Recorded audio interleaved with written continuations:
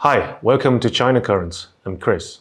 The biggest story in China this past week is about a joke that costed $2 million. Xiaoguo Culture, one of China's leading comedy show companies, has been fined $2 million after one of its comedians drew a parallel between stray dogs and China's People's Liberation Army at a stand-up show in Beijing last week. The comedian Li Haoshi, known by the stage name House, told a joke during his show about two stray dogs chasing a squirrel. He said the ferociously determined canines reminded him of a phrase well-disciplined, capable of winning, but that is a military slogan known to be associated with China's People's Liberation Army. A member of the audience later described the scene in a post on the internet questioning the comedian's inappropriate analogy.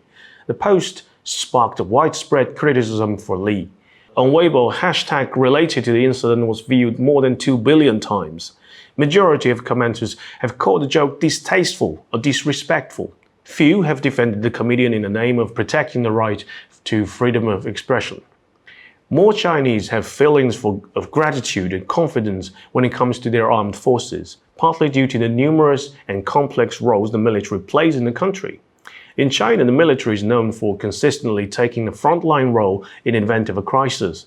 For example, PLA medical teams took a leading role in Wuhan when the epidemic first broke out, delivering medical supplies and personnel to hospitals in Wuhan to treat patients when the cause and effect of the disease were unclear.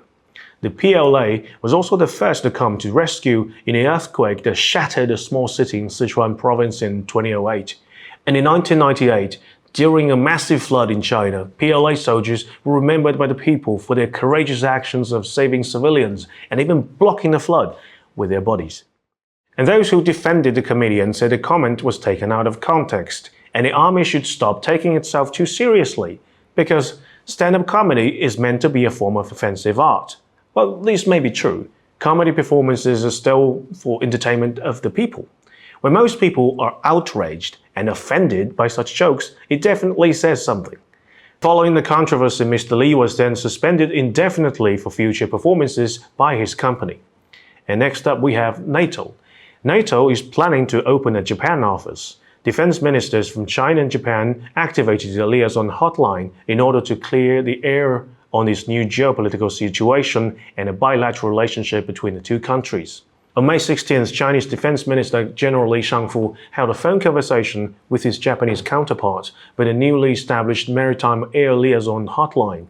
The call lasted for 20 minutes, and the two sides exchanged views on Sino-Japanese relations, bilateral defense ties, and agreed to continue further communications. It's the first time that this hotline was used since the ministerial liaison mechanism was established in March 2023.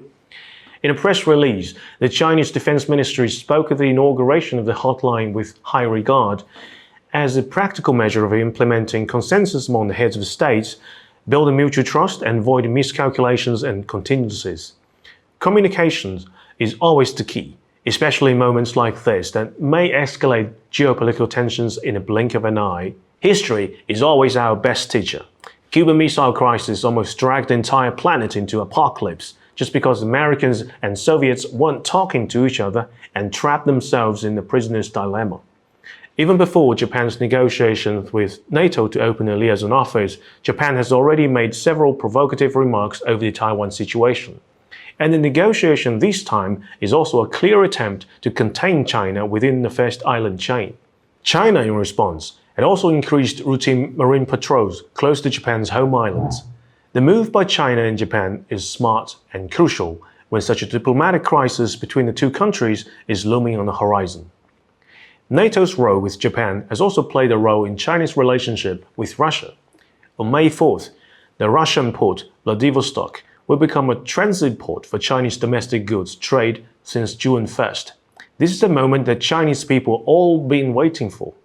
Residents of China's Jilin province should indeed be grateful for the business opportunities that Chinese diplomats have worked hard to secure for them.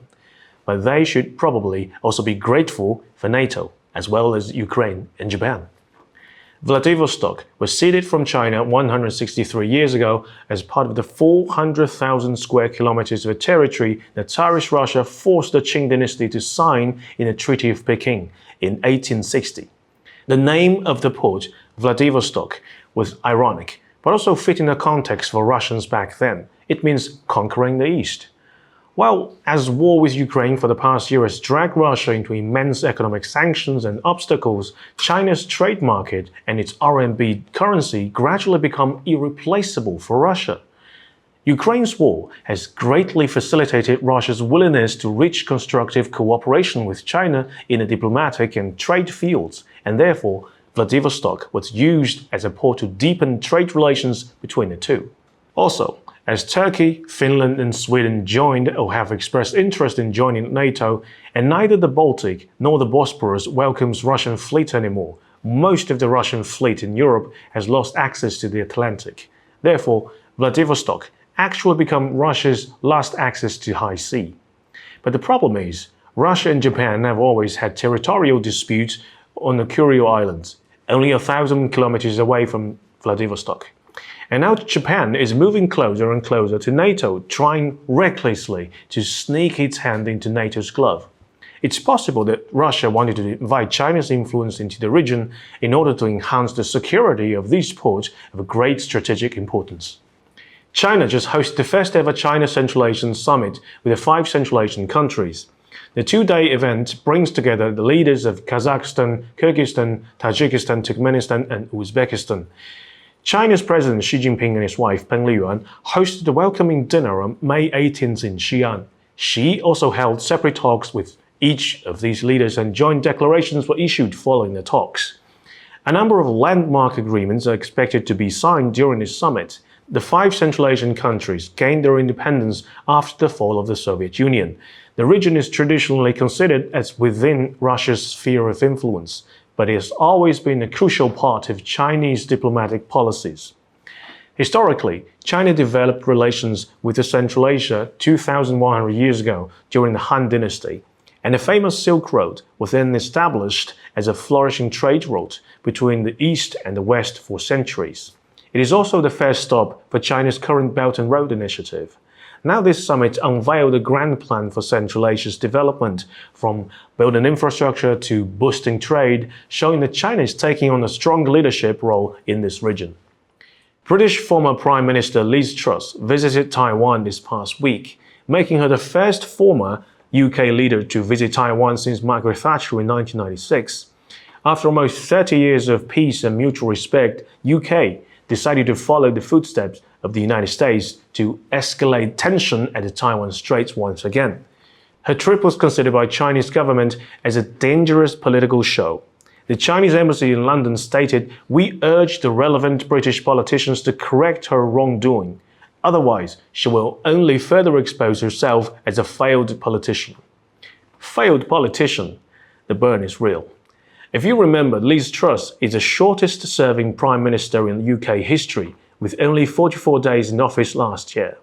A popular video live stream at the time was the test of Liz Truss could last longer than the lettuce, and the lettuce won. So I say she's not really the best candidate to promise Taiwan for more long-term and stable economic and political ties. Try the lettuce next time. China's Minister of Foreign Affairs Qin Gang stressed China's opposition to new Cold War rhetorics while meeting his counterpart in Germany. This is a response to German Foreign Minister's warning that China's neutral stance on Ukraine war amounts to supporting Russia. Baerstock's warning came at a time when the bilateral relationship is already shadowed by the German Minister of Education's unauthorized visit to Taiwan. The scheduled visit of the German Minister of the Treasury on May 10th was cancelled by China in response to this provocation. The Chinese public has been discussing the recent mixed signals sent by Germany from different voices within the German establishment. Compared to German Foreign Minister's recent statements, German Chancellor Olaf Scholz showed a relatively more cooperative attitude by traveling to China in 2022 as the first European leader to visit China after it relieved its COVID policy. Chinese netizens are speculating whether these mixed signals reflect divergent interest groups, or whether it's just a show put on by Germany to give itself more space for maneuver. Another concern by Chinese is the looming punitive action the EU might take against Chinese companies. EU is preparing an 11th round of sanctions against Russia, and 8 Chinese companies have been accused of allegedly transferring militarily useful technologies to Russia. Qin Gang said China will take reciprocal actions if needed. According to the data from China's National Bureau of Statistics released on May 9th, the information technology industry in China became the highest paying industry and created most financially rewarding jobs. But the real estate industry was the only one out of 18 major industries that saw salary reductions. The average annual salary of employees in China's urban non-private sector stood at 114,000 yuan, roughly $16,000. IT professionals saw a growth of 9.4% in average salary for the past year, while real estate agents saw 3.2% of a decrease in average pay. Salaries were highest in country's eastern regions and lowest in its northeastern regions. It seems that birth of ChatGPT and artificial intelligence have not affected the employment of those who created them. If you want to come to work and live in China, now you know which sector is the one. Well, thank you for watching this episode of China Currents. If you have any thoughts and comments on our show, please contact us at the email address below. I'm Chris. Looking forward to hearing from you.